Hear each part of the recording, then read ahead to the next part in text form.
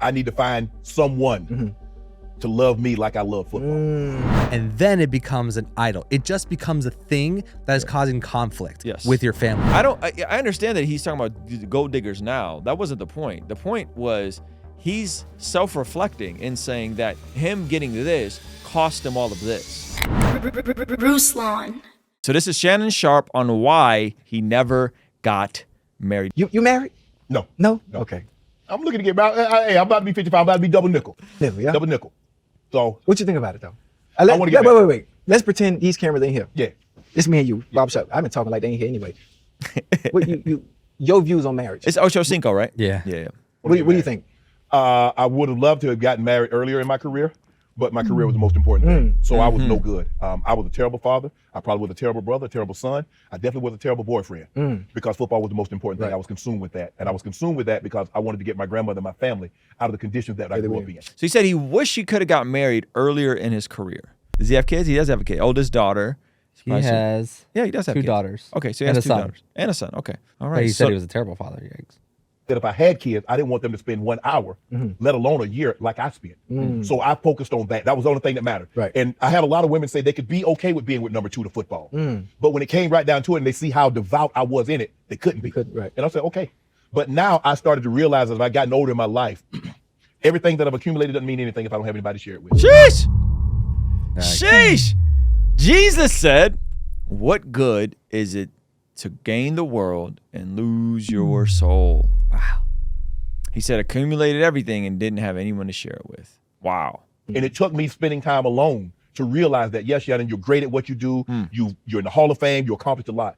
But at the end of the day, who do you share it with? But then this is the problem. How do you find the right person to share it with when it's still going to be you for you or what you have to offer? And how you figure that one out? That's the hard part. Even at well, this. I guess. Pause it. Ideally, you would meet someone before you're popping in which you got a whole bunch of stuff to offer.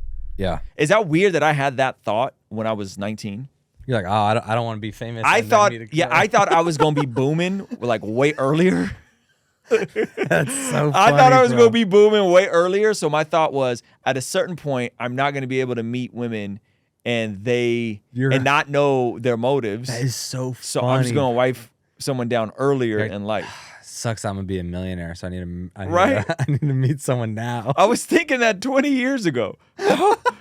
How terrible. You didn't realize that it would take you double the It age took me to start 20 years. getting money and getting It took me successful. double the age. Double your age then. That is really funny, bro. Find somebody that has something. And I tell people, look, I want someone to bring something to the picnic besides your appetite.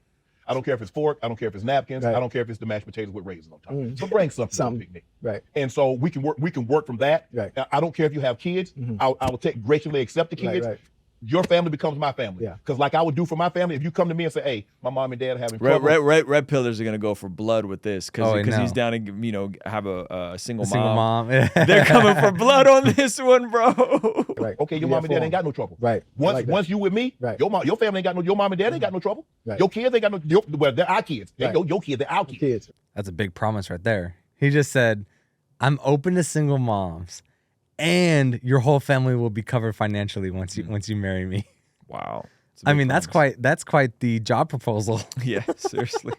He's taking applications. Yeah, buddy. That's the way I look at it. I like that. So we have the same mindset. Once that union, everything is united, it's one umbrella. It's us. All problems. It's us. Okay, I like that. It's But us. I like the part where you said, at least bring something to the table. Such blue pill betas. Where's the conversation about the prenups? I find it funny that men in the red pill space like pocket watch so much that they get angry at other men for That not are making money, for not wanting to get a prenup. And I have no problem with men getting prenup. It's just funny that there's a visceral, I think that's an argument, something that we all have issues with as men. And I think some men that have money, men of wealth, have anything to offer because it allows them so much more control when they don't have anything because they have to rely on them. Yeah, I don't want that. Ego driven. Yeah. Ego driven. Yeah. Oh, you don't need nothing, I got you. Right. And then they able to get away with murder because they got to rely on him. No, I want you to have your own independence. I don't ever want you to become dependent on me. Right. It's something I just want you to know that if something were to happen to me, you're more than taken care of. Right. You good. Family is taken care of. Right. And so that's the thing, Chad, over the last couple of years, I've sat down and realized I need to find someone to love me like I love football. I need to find someone that loves. Hold on. What? What? I need to find someone to idolize me the way I idolize the game. Yeah, man. Hold on. That's funny, bro. And then Chad Johnson's just like, Yeah. preach, pastor. I don't wait. Like, in which scenario does that statement make sense? Me like I love Undisputed. Love me like I love doing what I'm doing here on Club Shake. I like that. So Are you gonna love them the same way though? Yeah, you gotta love somebody the same way you love the game. That means you gotta not love the game and love all the stuff you do for work. yeah, you gotta love more than right. That's really funny, dude. Your number still the same? Listen, ladies, call Shannon 323-509-5423. I got, you know, hey. What if he would have? What if he would have doxed him right there on air and like gave out his real number? I wonder what That would have been funny. I wonder what he did. No, look, I That's just, funny. but somebody's gonna have to accept me because I'm not an outdoor. I'm a very, very private person. When I say I'm private, I'm ultra private. Right. I'm not a red carpet guy. I'm not a post on social media. You ain't a red carpet? This is what I've learned. People can't F up what they don't know about. The moment somebody knows about something, they'll try to mess it up. I don't care how. I'm doing my own thing. I don't bother nobody. Nobody can ever tell you Shannon Sharpe bothered them or Shannon Sharpe said anything bad about them. But the moment they know something about you, they'll F it up. Was this before the whole thing happened at the NBA game? Remember? Yeah. No, this is after. This is after? Yeah. It's weird. Because he just made a whole spectacle at an NBA game and then had T.I. give him Bible verses about it. Yeah, man. But I'm a private guy. I stay out the way. Oh. Yo, Let's see. Let's double check that. Shannon Sharpe is a character, man. He's a character. I like him in a way that our worldviews are so different, but he's so likable. It's hilarious to me. Hey, you want to see something crazy? 67% of the people who watch this channel are not subscribed. Do me a quick favor, make sure you hit that subscribe button so you stay up to date on all the videos here on the Blessed God Studios channel. So if your career comes before anything else, including your God, including God, not your God, God, then that is an idol. So I'm just connecting the dots. If I didn't, he said that. Did he not say that? That came first. I couldn't be in a relationship. I couldn't be a good father. Couldn't be in a good anything because that came first. That's an idol. Anything that comes first is an idol. So if he's saying this comes first, and then he's saying you have to love me the way I love this, then what you're saying is you need someone to idolize you to the level that, you know? Because you're approaching you're not approaching the relationship from a standpoint of let me sacrifice this thing I once loved the most and begin to love her more. Right. He's saying, I'm still going to love this. I'm going to idolize this. And now I need you to love me the same way I love this. Yes. You can idolize me the same way I idolize something else. Yes. Not a sacrificial. You can absolutely idolize your career. When your identity becomes what you do and now who you are in Christ, that's become an idol. If everything is about what you do and now who you are, I think that's an idol. It wasn't even, I mean, the idol thing, I'm joking, but it's still weird, a weird parallel to be like, I need someone to love me the way I love football. Yeah. Not to mention there are like different types of love. Like this is when the Hebrew and the Greek was like really clutch. You know what I'm saying? They had all the different words for the types of love. And we're just like, I need her to love me the same way I love football. It's like different types. Different types. You're not currently capable for some reason of having an intimate relational love. Yep. But you're able to have like an appreciation for something, a desire to do something, but not an intimate relationship love. It's very different. Different love. If what you are pursuing is at the expense of your entire personal life, of who you are as a father, who you are as a husband, who you are as a brother, which he said, I didn't say it, he did. Yep. How is that not idolatry? I don't care the motives.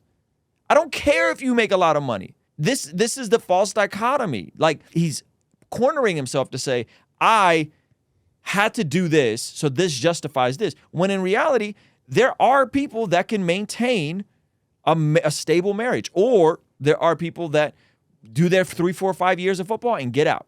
Yeah. You know what I mean? And do his thing. Regardless of how special the opportunity is, we all have to acknowledge that there are greater responsibilities than your work. Yes. So even if you have a great responsibility, you either have the burden of figuring out how to balance those two, Yes. or be a bad husband, father, Yes. whatever that is. Yes. And just because you're doing really well and you have a special opportunity doesn't neglect your responsibility to your wife and your kids.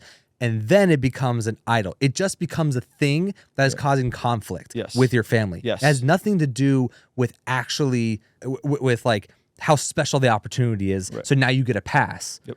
Because inside the family, they're just like, dad's not here. Yep. And husband is not home. You can never get that back. Yeah. You can never get that back. You don't get those years back. You don't get that time back. You don't get that back. If you want to identify your purpose with your assignment in a season, I mean, that's a great recipe to fall on your face. Mm-hmm. Identifying my purpose is to play football. No. Football is what you do. Average year is what 3 years? 3-year career? That's the average career, 3 years? That's an assignment. That's a job. Yeah. That's not your purpose. That's a moment. That's a moment. Confessing to this. Yes, he's admitting it. And he's also like willing to self-correct by saying, I understand I'm 55. Yeah. I'm going to probably end up marrying like a single mom and I'll take her family in. Right, and like he's actually like humble and he's able to admit it. No beef with Shannon Sharpe at this point. Yeah. Yeah. I understand that he's talking about gold diggers now. That wasn't the point. The point was he's self-reflecting and saying that him getting this cost him all of this. I will definitely tell you that in my life, trying to be successful at my vocation has at times been an idol. My job at times has been an idol. Yes, so there have been times like that. And you know what? You want to know the funny thing is the more I stopped obsessing and positioning things in an improper place, the less successful I was. And the more I prioritized the Lord, and by the Lord, I mean, why am I doing this first and foremost? Second of all, what am I doing? And am I doing the regular things that has the proper alignment in my life, specifically time with God, local church community, time with my family, making sure that they're good, making sure that me and my wife are good, making sure I'm present in my kids. The more I stopped obsessing about the lack of progress or the lack of money or the lack of whatever, the more I stopped doing that, the more there was increase. Interesting how that works. It's like the less I wanted the thing, the more the thing came. The less I tried to force the thing, the more I advanced. People ask me all the time, Ruslan, how many hours of sleep do you get? 8 or 9 most nights? Yeah, 8 or 9. I'm in bed by 10. I'm up at 6. Ruslan, how do you grind so hard? I don't know. I have a system. I'm here 11 to 6, 11 to 5. We're about to go to a 4-day work week. I think there's something about God sometimes allowing us to not get the thing that we want, because if we get the thing that we want prematurely, it could ruin us. If you get the money too soon and you don't know how to manage it, the money starts to manage you. And by the way, I think that's God being a good father to me. I'm so glad that I didn't have the attention and the resources, the money, the access, that I have now 10 years ago. When 10 years ago, I'd be like, wow, 100,000 followers on Instagram. Oh my gosh, that's such a big deal, Most men, if they grew up pursuing their career and then they woke up at 55 with no wife, no kids within arm's reach, and $10 million in the bank account, they probably wouldn't be stoked on that day-to-day life. They might be stoked on being able to go to vacation. They might be able to stoked on hooking up with random girls. They might be able to, but I'm saying remove Jesus in the Bible from it. Most men, if they wake up at 55 with $5 million in the bank, the ability to buy whatever you want, the ability to go anywhere you want, but you got no wife, you got no one to do life with, and there's no kids within arm's reach and no grandkids within arm's reach, I think that's kind of an L. And I believe that's what he's saying here. I don't want to put words in his mouth, but I believe that's what he's saying here.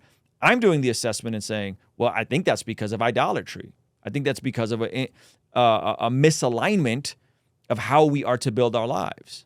Hey, this clip is from our daily after party stream. If you enjoyed it, consider signing up for our Patreon community for only $5 a month, where you get access to the replays of our daily after party streams, as well as the uncut extended versions of our podcast, Discord access that's private, and a discount code for our merch store, only $5 a month. And ultimately, it's the best way to help us contextualize the gospel of Jesus using media, podcasting, and of course, YouTube. The link for that is in the description or in the pinned comment. The perks are amazing. You should get on there. It's only $5 a month. I'll see you over there, all right? Peace.